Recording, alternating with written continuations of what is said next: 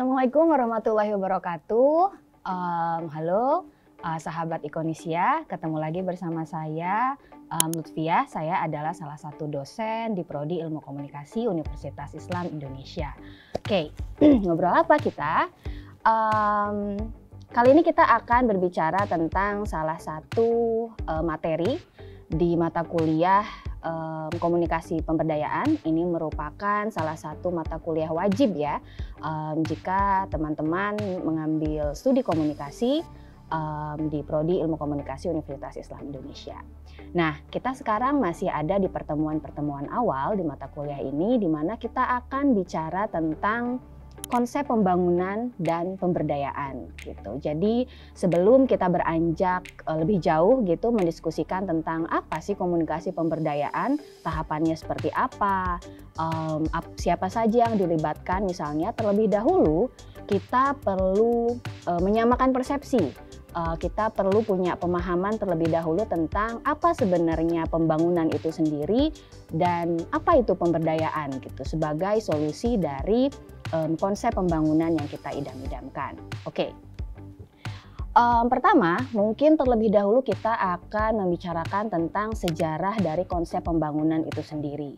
Karena proses pembangunan yang saat ini kita nikmati begitu, itu merupakan sebuah konsep yang sebenarnya terus berevolusi gitu. Jadi kalau misalnya kita melihat secara historis begitu, konsep pembangunan sendiri sebenarnya dimulai sejak awal abad ke-20 gitu. Jadi pada awal abad ke-20 sekitar tahun 1930-an begitu, pasca Perang Dunia dan juga ketika revolusi industri terjadi, konsep pembangunan pada waktu itu didefinisikan sebagai sebuah proses pembangunan yang hanya berfokus kepada economic growth saja gitu. Jadi indikator suatu negara itu maju, indikator suatu kelompok masyarakat itu berkembang atau tidak hanya dilihat dari seberapa tinggi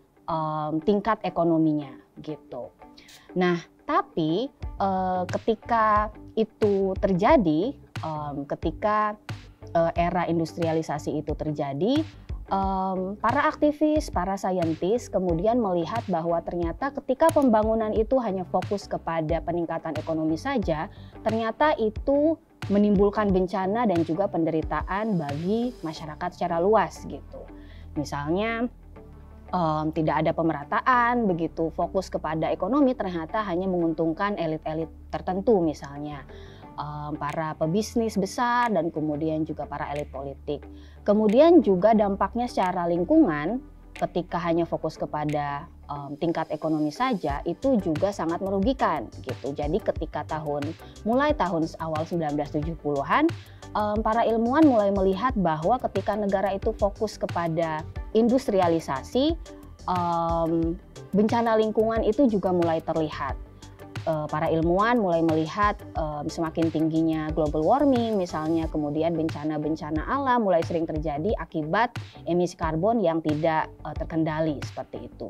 Sehingga kemudian konsep pembangunan yang awalnya hanya fokus kepada economic growth kemudian bergeser pada awal 1970-an yang kemudian kita beranjak kepada era sustainable development gitu.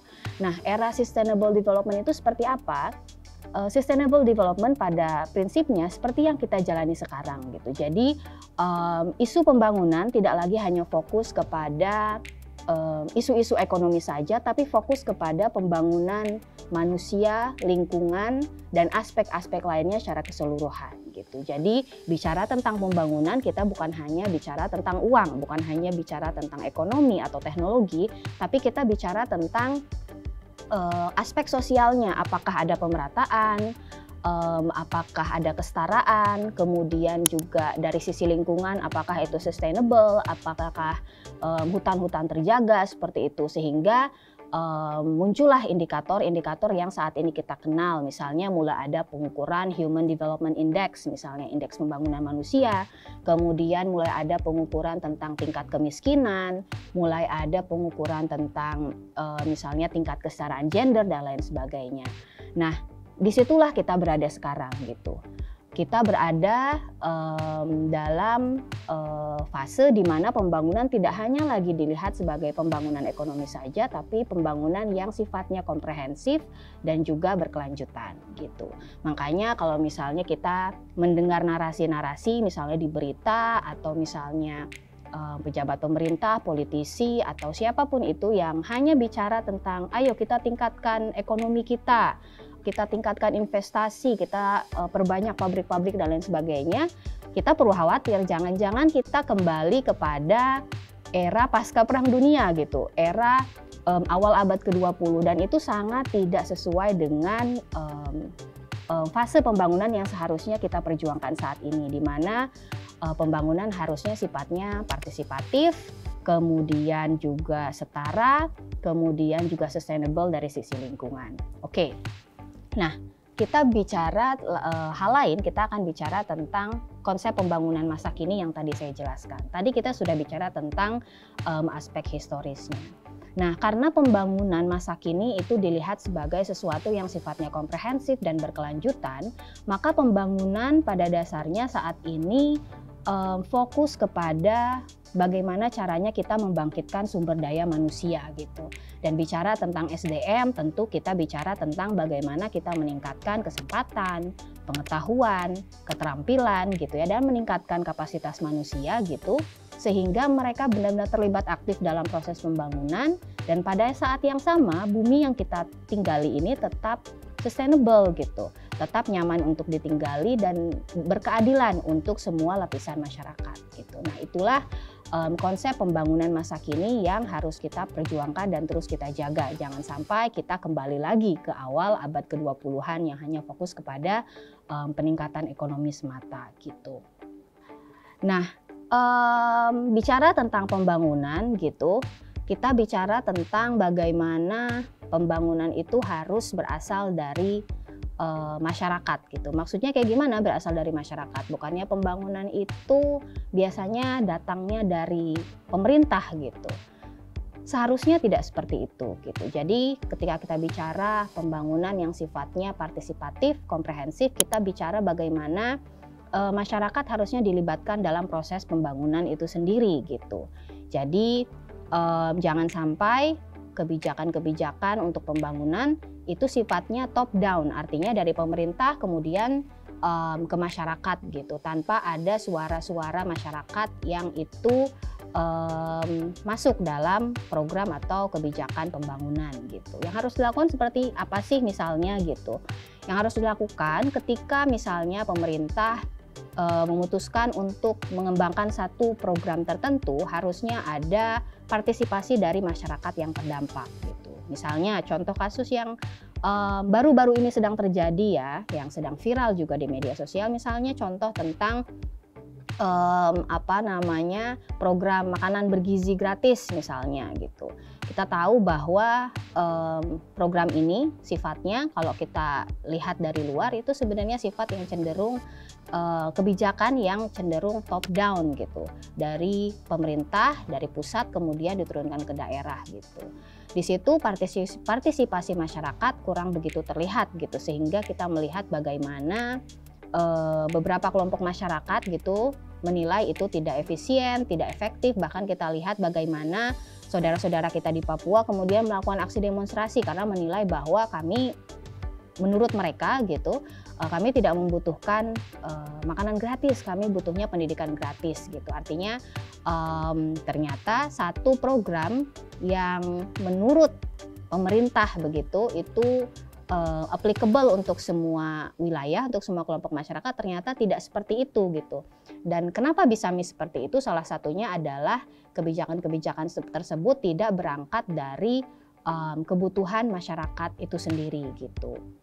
Jadi dalam prinsipnya pembangunan seharusnya melihat kebutuhan masyarakat, suaranya, kemudian aspirasinya seharusnya datang dari masyarakat, atau paling tidak ada pelibatan masyarakat yang efektif gitu sebelum meng-create sebuah program pembangunan tertentu seperti itu.